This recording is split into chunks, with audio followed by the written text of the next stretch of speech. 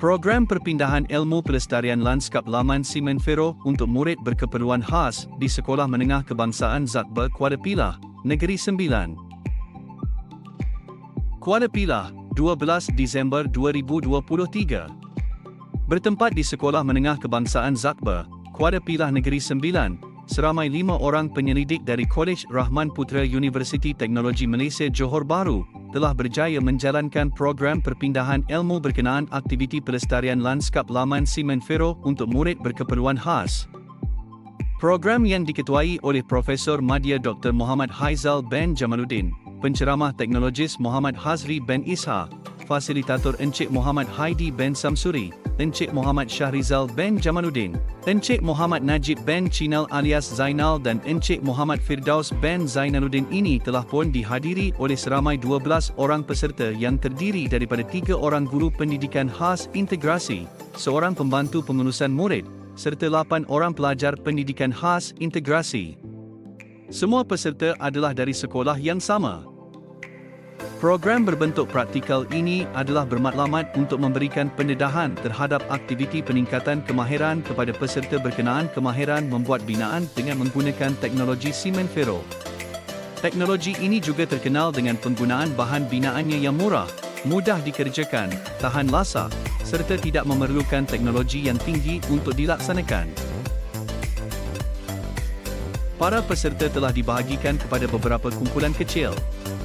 Mereka dilatih untuk membina binaan kerusi batu, meja batu, cendawan hiasan, tapak pejalan kaki serta pasu bunga hiasan dengan menggunakan bahan binaan seperti jaring keruli, simen, pasir dan beberapa bahan lain. Hasil binaan ini seterusnya dicat menggunakan cat berasaskan air dan cat jenis acrylic finishing gloss bagi memastikan ketahanan binaannya terhadap cuaca panas dan hujan.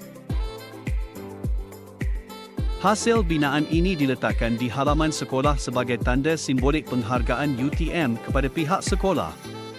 Program telah berlangsung selama 2 hari bermula 12 Disember hingga 13 Disember 2023. Program dirasmikan oleh Pengetua Sekolah Tuan Haji Murad bin Nordin pada hari kedua program. Turut hadir dalam majlis perasmian penutup ini adalah Cikgu Muhammad Luqman Hakim bin Arifin yang mana berperanan sebagai pemudahcara antara UTM dan pihak sekolah dalam menjayakan program kali ini. Kesemua peserta juga turut menerima sijil penyertaan dan buku modul asas teknologi Semenfero dari pihak UTM.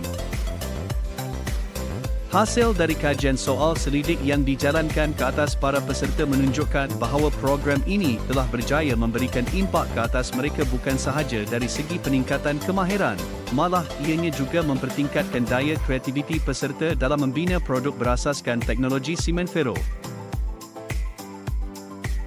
Diharapkan agar ilmu yang disampaikan melalui program ini dapat dimanfaatkan oleh peserta dengan sebaik mungkin.